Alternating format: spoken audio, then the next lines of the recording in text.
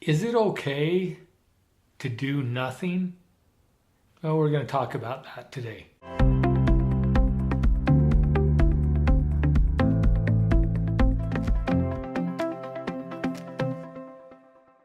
So this is another topic that one of our viewers asked about. And the question is it okay to do nothing?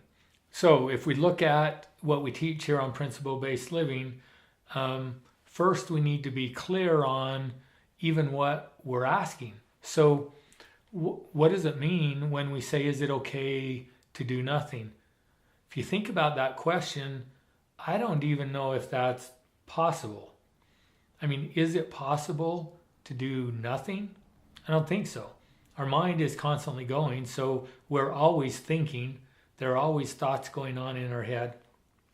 So oftentimes, think about what that means to you. So if somebody says, well, you're doing nothing, well, what does that mean? Probably means that you're not doing what they think that you should be doing. Same thing with you.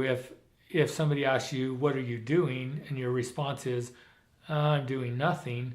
Well, does that mean you're doing nothing, or does that mean that you're not doing anything important? And then you can look at, well, what is important? Because all of that is based on the meaning that we attach to it, right? I mean, nothing in and of itself is important. We could also say that everything that we do is important. In fact, Andy Andrews wrote a book called The Butterfly Effect. And that's the message of that book, is that every single thing we do matters. Everything we do is important. And oftentimes in life, we tend to judge one behavior against another behavior, and we say, well, this is more important than this behavior. The truth is we never really know for sure, because everything that we do influences those around us, and we don't know how it's going to influence them. So first of all, just look at the question and be willing to consider that question rather than just assume that we know exactly what that question means. So, is it okay to do nothing? Well, I think the next thing we need to look at is, what is our intent? So the first thing is we need to wake up, we need to turn our brain on, and we need to become aware of what we are doing and why we are doing it. Because again, most of the time we're on autopilot. 90% of the time, in fact, which means we go throughout our day, we're triggered by events or situations. So things happen. We have thoughts that are all at a subconscious level about that. We create beliefs about that, and then we behave in accordance with those thoughts and beliefs. And over time, we become conditioned with most everything that we do in our life. And oftentimes the only time that we're really paying attention is when we're in a new situation or a new experience that we've never been in before, and we don't know what to think or how to feel about it. But even then, when we go into those situations, we still go into it with a belief about what we think it's going to be like, which is based on previous experiences. So wake up, turn your brain on, begin to be aware. And now let's examine whether or not doing nothing is okay. And maybe a better way to ask that question would be, is it in my self-interest to do nothing, or is it selfish to do nothing? So let's look at the different reasons why I may be wanting to do nothing. Let's say that I am wanting to do nothing because I'm trying to avoid something else that would be in my self-interest to do, but it's uncomfortable, it's scary, it's challenging, it's difficult. I'm afraid that I may not succeed at doing or accomplishing that thing. And so instead of going out and trying to do something where I may fail, then I'm going to instead do nothing. And in this situation, doing nothing could be anything other than what would be in my self-interest to do. So oftentimes we find other projects or other things to do that are easier than doing the thing that is fearful or challenging for us to do. So we avoid, we procrastinate, and we can find anything to do that in that situation could be yeah, it's not very productive, it's not helpful, and it's not useful. Well, let's say that I want to just take some time and do nothing except sit on the couch and just be with myself. Could that be okay? Could that be a productive thing to do? You bet. And especially if we have another video where we talked about the importance of asking questions. And so one of the best things that we can do when we ask ourselves a question is to sit and listen and to wait for a response. Now, again, you may look at that from one perspective and say, you're sitting on the couch doing nothing. But on the other hand, you're being very productive because you are sitting there doing nothing, waiting for thoughts and ideas to come into your head in response to the question that you just asked. Stephen Covey, in one of his habits of the 7 habits of highly effective people, he talks about sharpening the saw.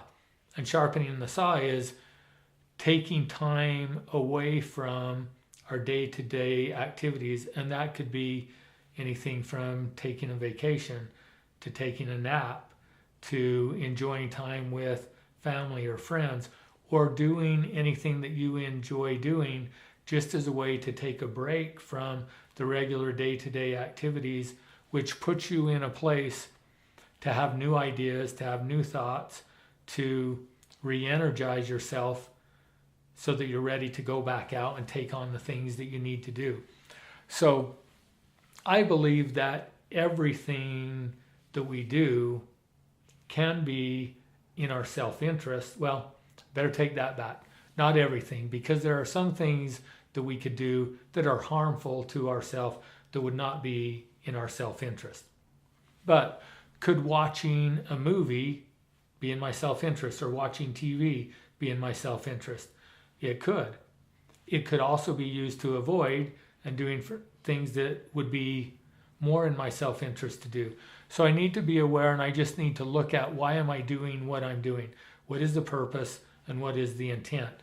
If the intent behind it is in our self-interest, so it will benefit us and it will benefit others, then I would go ahead and do that with the belief that that's in my self-interest to do it.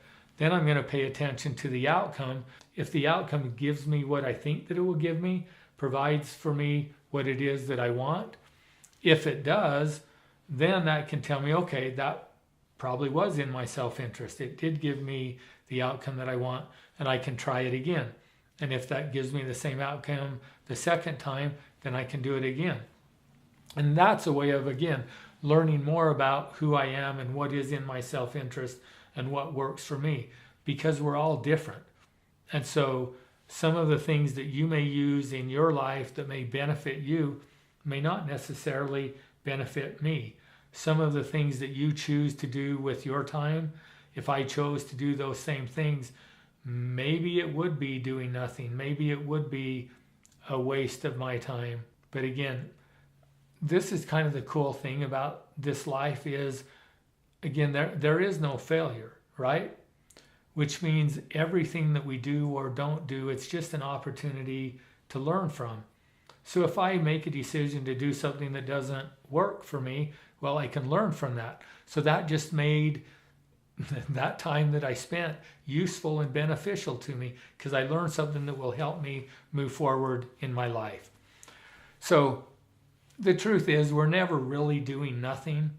The question is, are we aware of what we're doing or not? Are we on autopilot?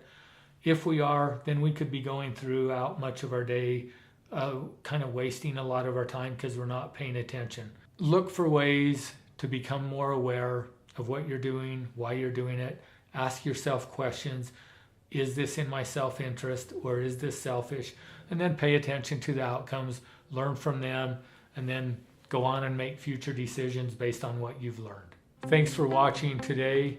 If you have ahas or experiences that you have with the information that you're learning on this channel, share with us below so that others can see what you're learning. And if you want to know more about who we are, visit our website at principlebasedliving.com. Make sure you subscribe to our channel. And if you're watching this on LinkedIn, follow me here.